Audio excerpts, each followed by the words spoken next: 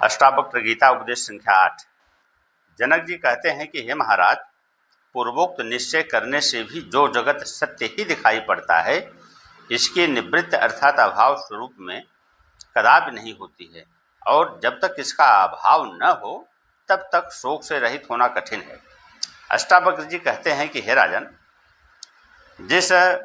ब्रह्म आत्मा में यह जगत रज्जु में सर्प की तरह कल्पित प्रतीत होता है, वह आत्मा आनंद स्वरूप है। जैसे रज्जु के अज्ञान से मद अंधकार में रज्जु ही सर्प रूप प्रतीत होता है या रज्जु में सर्प प्रतीत होता है, वास्तव में न तो रज्जु सर्प रूप सत्य है और न रज्जु में सर्प है, और न रज्जु में सर्प पूर्व था और न आगे रहेगा और न वर्तमान काल में है, किंतु रज्जु के अज्ञान से और मंद अंधकार आदि सहकारी कारणों द्वारा पुरुष को भ्रांति से रज्जु में सर्प की प्रतीति होती है, और उसी मिथ्या सर्प को देख करके पुरुष भागता है, गिर पड़ता है और डरता है। जब कोई रज्जु का ज्ञाता उससे कहता है कि यह सर्प नहीं है किंतु रज्जु है,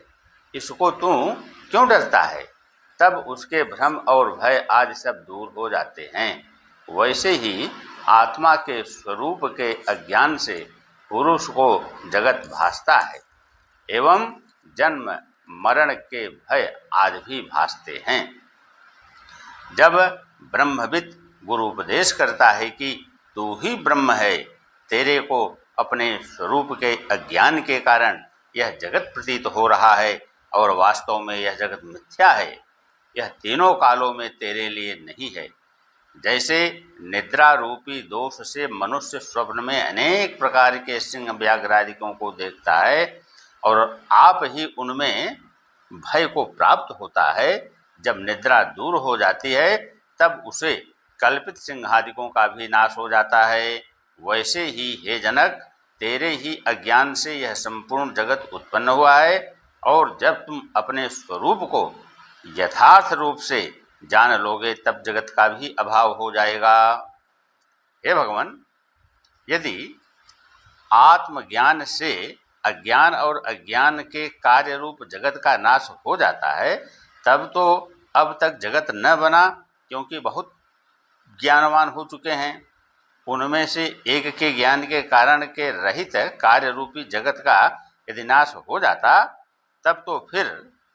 अस्मदादि सब जीव और वृक्षादि सृष्टि भी न होती, परंतु ऐसा तो नहीं देखते हैं, किंतु जगत ज्यों का त्यों ही बना है। तब फिर आप कैसे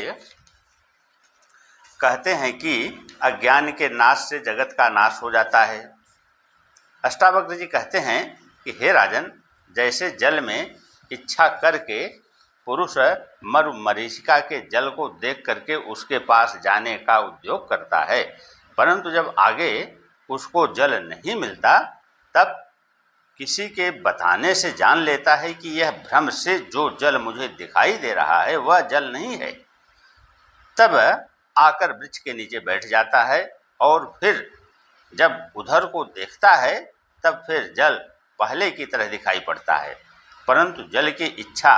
करके फिर उस तरह नहीं दौड़ता है और न दुखी होता है। वैसे ही जिसको आत्मज्ञान हुआ है और जिसने जान लिया है कि जगत मिथ्या है और भ्रम से प्रतीत होता है, वह फिर दुखी नहीं होता और न उसमें उसकी आसक्ति होती है, किंतु यावत जगत है सब को मिथ्या जानता है। उस मिथ्यात्व के निश्चय का नाम ही जगत का नाश है। यद्यपि स्वरूप से इसका कदापि नाश नहीं होता, किंतु यह